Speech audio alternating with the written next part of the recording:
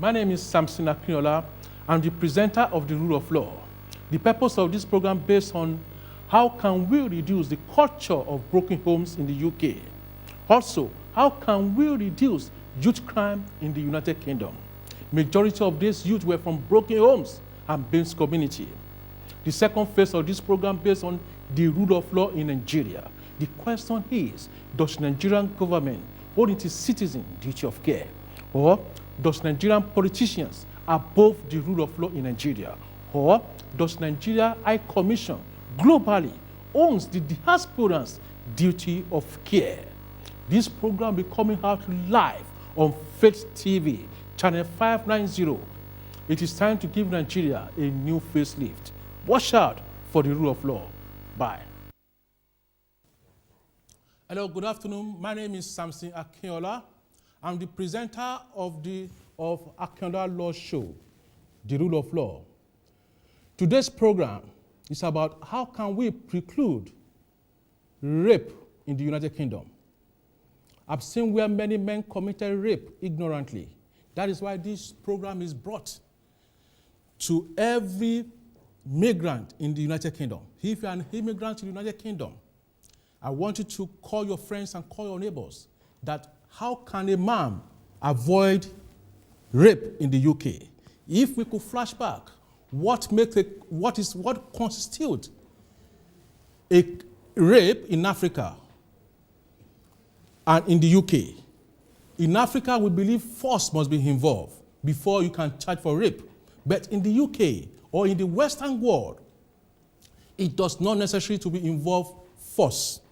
That is why I've seen many advanced men in his 50s, in his 40s, in prison for 4 years, 5 years, simply because of rape. And that was because of the ignorance. That is why they could end up in prison. That is why I brought this program to the comfort of your home. And I want you to call your friends and your neighbors so that they can benefit from this information that I'm about to pass to you. How men could avoid rape in the United Kingdom, and how we could avoid crime in the UK. That's why precluding rape in the UK, precisely. Or it might be in the Western country, or anywhere you are listening to me from, as soon as you are no longer in Africa, if you are in any Western country, the doctrine, what constitutes a rape in the Western world is very, very different to what makes rape in Africa. In the Western world, you may rape your own wife. In the Western world, you may rape your girlfriend. In the Western world, you may rape a prostitute. But in Africa, it is hardly possible for you to be charged for raping a prostitute. It is very hard for you to charge for raping your girlfriend. It is very hard for them to say you rape your wife in Africa. But all those things constitute to rape in the United Kingdom or in the Western world. That is why I want to give to you today an information that will benefit you, that will enhance your knowledge anytime you are in the street. Either you are in the club or you are in the party and you don't know what to do. When a man is ready for sex, some of them their brain doesn't think righteously anymore. That is why some of them committed rape ignorantly. And we must remember that ignorance is not a defense in the court. That is why we see an advanced man in his 50s, in his 40s, going to prison for 4 or 5 years because of 5 minutes enjoyment. That is why I bring this program to the comfort of your home. So if you are listening to me now, please, I want you to call your friends, call your neighbors to come and listen to how we can preclude rape in the United Kingdom. Firstly, before I start with how we can preclude this rape in the United Kingdom, I would like us to, although in the United Kingdom, the statutory definition of rape is Section 112, Sexual Offences Act 2003. But I'm not going to that definition because I'm talking to lay people. I'm not in the court. I'm talking to the lay people. So I will bring my language down to the common language. Before I would like to go further, I would like to give, according to one of our experts, Lord Matthew Hale, he said something about rape. He said in an accusation for rape, is easily to be made. It's easily for a man to be charged for rape. And it's very hard for that man to prove he's innocent, which is true. That's why when female charge say, oh, charged for rape, it is always difficult for that man to prove his innocence. That is why this program is brought to your knowledge at the comfort of your home, so that you can understand what is rape and how you can avoid it anywhere you go. This is my charity. I'm contributing to the community. It might be to a certain set of community or for the community as a whole. I want you to avoid crime in the UK. Many people came to UK for green pastures, but unfortunately, they met themselves in a serious situation they never foresee. According to Lord Hale again, he said, in a rape case, listen to this, Lord Hale, he said, in a rape case, it is the victim we are concerned about, not the defendant who is on trial. The victim is the woman. That is what the law is concerned about, not you, the defendant, on trial as a man. That is why you need to understand this program is about this information, imparting knowledge, educating immigrant on how to avoid crime in the UK. You might not be a victim, but you must remember that some needy people that just migrated into UK for about 3 years, 5 years, 10 years, some of them are ignorant of what constitutes crime in the UK. Lord A said, I repeat, he said, in a rape case, it is the victim that we're concerned about. Who is the victim? Is the lady that we're concerned about. He said, not the defendant, who is the man, who is on trial. So, that is how you fathom it. And he said further again in the 1769, he said, it recognizes that the prostitute could suffer rape if she has not consented to the act. Some of us, you say, okay, well, it's a prostitute. You can do anything you want to do because you have given her money. No. She still has a human right. Despite that, she is a prostitute. She still needs to give you consent before you could penetrate. If she doesn't give you consent before you penetrate, you might not be charged for rape, but you might be charged for sexual activities. We have to understand the difference between rape and sexual activities. I will explore on this before the end of the program. I will give you what amounts to rape and what amounts to sexual activities. I would like us to look at one of the statutory definition of this, which is a statutory issue. Any child that is under the age of 12, anyone that is under the age of 12, is a statutory definition that you must not make any advancement to her. He said, statutory rape under the age of 12 years old. Anyone who has sexual activities with someone aged 12 will automatically commit rape, sexual assault, or causing sexual activities without consent. Being a 12 years old girl, despite the fact that she gave you consent to go ahead, to penetrate or to have sex, because she's an underage, 12 years old, her consent will be irrelevant if you as a man is charged for rape, because she is an underage. Her consent will be irrelevant in the court. So, please be very careful. Anytime you see any grown-up girls in the UK, don't just assume that they are over 18 or they are over 16. You need to find out before you go into any sexual intercourse with her that she is over 16 or over 18. Don't just assume for the physique you see, oh, she's big, she's mature. Because if anything goes wrong and she could say you rape her, it will be very hard for you to prove, according to the definition of the Lord Hay that I give to you, that in a rape case, it is the victim we're concerned about, not the defendant. You as a man. It's not about you. If that 12-year-old child could say you rape her later, you will be in a serious case, where you see many men in prison today because of this ignorance. And I go further. I could see here, sexual activity with a person between the age of 13 to 15 years old will be charged for sexual offenses. Consent of the victim will be inadmissible. Consent of the victim will be inadmissible from age of 13 to 15.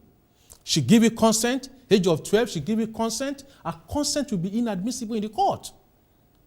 It will be absolutely inadmissible. So that is why you need to understand this. Anytime you are in the street, you are in the club, you are in the party, or you are in any social gathering, please be conscious of what you are doing. Don't overdrink and meet yourself in prison. This is an indictable offense, which means a serious offense, that it will be very difficult for you to get out of it. And going to prison for 5 years, 6 years, because of sex, it is appalling. It is very appalling to me. I don't think it makes sense. That is why I brought this program to you as part of my charity in the UK. This program is sponsored by myself as a charity for the information to pass to people so that they will not be a victim of crime. I don't like to see many immigrants in the prison. Each time we go to deportation camp, you see many immigrants from prison to deportation camp because of rape. They are ignorant of what amounts to rape. They believe in Africa that before they could charge them for a rape, it must be violent. A rape in the UK is not necessary to be violent. Your girlfriend may charge you for rape. If she give you consent now and say, no, something might happen. I will explore on that later.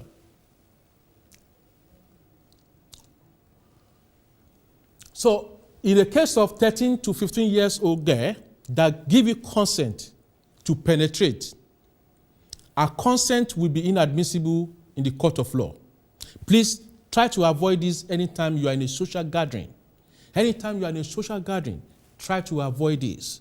Make sure you are out with a mature lady of any color so that you will have basic understanding.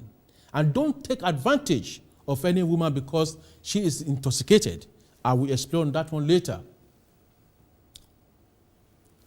The minimum 18 years old, still apply to prostitute. I said something about prostitute. The prostitution or pornography, it is an offense to have sex with a 16-year-old girl or 17-year-old girl for money. I've seen this in the street of London. You see some teenagers in the street. They beg for money. They say, oh, £10 for sex, £20 for sex. If you go out with such a girl, you might end up as a rapist. Because the girl, she's underage, or you don't know, maybe she's underage, because she offers you sex for money, and you believe you are giving her money. So, you are right to have any penetration with her. Well, that is your own. But by law, if law involved, you will find yourself in prison. That is why this program brought to you. I've seen many men in prison because of what I'm announcing to you right now. I'm discerning this information to you because I don't want you to be in prison. I don't want you to waste 5 years in prison. And if you go to prison, you know this might be a tag to your name. And it might inhibit your movement, your progress in the United Kingdom. That is why this program is brought to you at your comfort of your home. Please be conscious of anything you are doing whilst you are in the street. Don't be a rapist. Don't go to prison because of sex. Now, I want us to look at how people committed rape without knowing.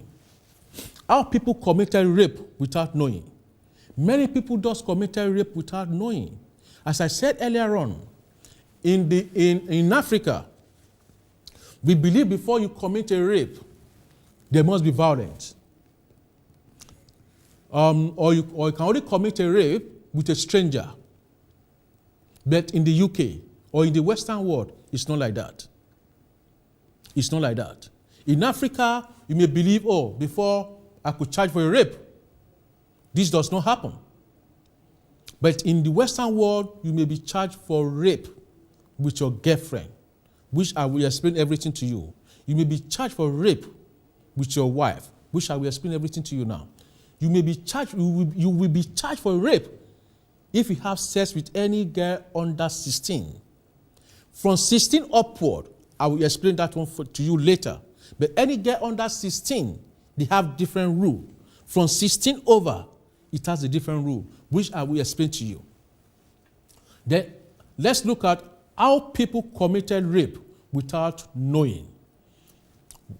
For example, a man who unlawfully detained a woman in his hotel room or in his house, whilst that man is not unlawfully detained and the man has sex with that woman. What I'm trying to say here is that, for example, I'm in my hotel room. I phoned my girlfriend to come and see me. She came voluntarily to my hotel room or in my house. She came voluntarily. But along the line, something happened. She decided, oh, I want to go. Or I'm going somewhere, or I want to go. Or I don't feel I have anything. I want to go. And I said, no. And I locked the door and put the key in my pocket. This girl has been unlawfully detained. So any sexual intercourse I have with her, I might be charged for rape, because that is what we classify as unlawfully detained. You unlawfully detain the woman to have sex with her without her consent. She stayed there with you, despite that you phone her. She come to you. That doesn't give you the consent. That doesn't give you the automatic power to penetrate her without her full consent. Unlawfully detained can constitute to rape in the United Kingdom. This might not constitute rape in Africa, as I said, because it's your girlfriend. You come to your house, or you come to meet in your hotel room, and she wants to go. You say, no, you cannot go. And you have sex with her. In Africa, this might not constitute a rape. Police might not even do anything for you in Africa. They will say, oh, why does she come to your house? Or what does she come and do in your hotel if she doesn't have interest? That is African judgment. But in the Western judgment, it is not like that. In this situation I've cited for you, I've seen many men in prison because of this. So she come to meet me in my hotel room. So I did not force her. You forced her because you unlawfully detained her by putting the key in your pocket and have sex with her. That is unlawfully detained. Secondly, I read, whilst a woman is asleep, or the woman is unconscious, or the woman is physically disabled at that moment, or you administer substance or drug into the lady drink, and the lady fall asleep, she remain unconscious, despite the fact that she came to meet in your hotel room or in your house, and you does those things. You put substance in her drink, and she's asleep, she's unconscious, and you have sex with her, forgetting the issue that she came to your hotel room or she come to your house voluntarily. That issue will be forgotten. The issue of unconsciousness, she's asleep, it will be the topic in the court. So any sex you have with such a lady, it will amount to rape or sexual activities. So please, ladies and gentlemen, that you are hearing my voice now, I want you to do away from crime in the UK. You cannot go free if you do this in the UK or in any Western world. In Africa, you might go free, But in the UK, I want you to preclude rape in the UK. You must try our best to avoid crime in the UK. I gave you the third scenario. This is another one, where the man intentionally deceives the woman or intentionally impersonates the woman known before, and she has sex with that woman. You might have committed rape. What I'm trying to say in this area is men does this a lot very well in Africa. I may impersonate somebody that, oh, I am this, I am that. And the woman have known that person before because I impersonated myself to be that very person. And that woman voluntarily agreed with me to have sex. And later the woman knows I'm not the person. I have committed rape. This is impersonation. Many men does this in Africa very well. We impersonate big men, children in Africa and say, oh, my father is this. I'm the son of so. My father is a king. My father is a businessman, wealthy, successful man. And I'm the son. And you've deceived the woman to have sex with her. In Africa, you might go free. But this is Western world. You are not in Europe. You are not in the United Kingdom. If you do this, you will not go free. I've seen many men in prison because of this. That is what gave me the boldness to come and do this program on the show, to give you the awareness, legal awareness on how you can avoid crime in the United Kingdom. Please avoid crime in the United Kingdom. It is very important. The last one I will say is very, very important. We all do it regularly. This is where a woman are giving consent. This is where a woman are giving consent for the man to have sex or to penetrate. And the woman suddenly change her mind and say, no, I don't want to have sex again. And the man continue. After the woman has said no, that man have committed rape. Or, if not charged for rape, finally it might be charged for sexual activities. What I mean in this area is, for example, this is my girlfriend. She came to my hotel room or she came to my house. Voluntarily, she gave me consent to have sex. And the moment I started the entry, and suddenly she changed her mind and said, no, stop. That moment, if I did not stop, I have to come out. That is what we call withdrawal. I have to withdraw. The moment I did not withdraw and I continue the entry, that means I have committed rape. And this is very common for men, especially when the man is in another mood. And they say, okay, I don't stop. The man is about to perform. The man is about to release. And you say, stop. It's very difficult for such a man to stop. I know, but this is the law. You have to stop. You have to be very conscious of it. Don't use that 1 minute enjoyment, gratification, to go into prison for 4 years. That is what I'm trying to announce to you. My program is about, my time is fast spent. I'll be leaving right now. But my conclusion to you is that, immigrant, I want you to be very conscious of yourself anytime you are in any social gathering. Try to avoid anything rape. It's very difficult for you to clean yourself if you are charged for rape. According to what Lord Matthew A. said, he said in a rape case, it is the victim that the law is concerned about, not the defendant, you the man. The law is not concerned about you, the man, when a woman accuses you of rape. That is what I want to tell you today. But before then, I would like to conclude my today impartation to all Nigerians in the diaspora. I want you to register with Nigeria High Commission in any country you may be living. I want you to do your registration. Your registration is just for the purpose of administrative purposes, so that Nigeria High Commission could know how many Nigerians in every state. That is the purpose why you need to do it. Either you do it or you don't do it. If you are in captivity, Nigeria Commission still owns you duty of care. This is my program. I am an human rights activist to the core. This program is still ongoing. Nigeria High Commission do owe every single diasporan's duty of care. Please register with Nigeria High Commission, any country you may be, and make sure you have voice, so that when anything goes wrong, you can have a voice to phone Nigeria High Commission. This is AKINOLALAWSHOW. I'll be back next week on different topic on how to avoid crimes, youth crime in the UK.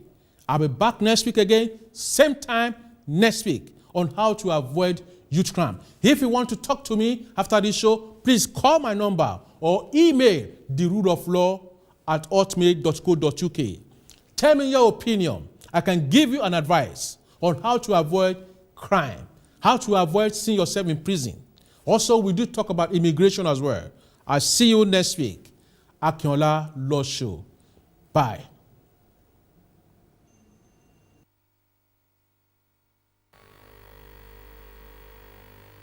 My name is Samson Akinola. I'm the presenter of The Rule of Law. The purpose of this program based on how can we reduce the culture of broken homes in the UK. Also, how can we reduce youth crime in the United Kingdom? Majority of these youth were from broken homes and Baines community. The second phase of this program based on the rule of law in Nigeria. The question is, does Nigerian government hold its citizens duty of care? Or does Nigerian politicians above the rule of law in Nigeria? Or does Nigeria High Commission globally owns the diasporan's duty of care? This program will be coming out live on Faith TV, channel 590. It is time to give Nigeria a new facelift. Watch out for the rule of law. Bye.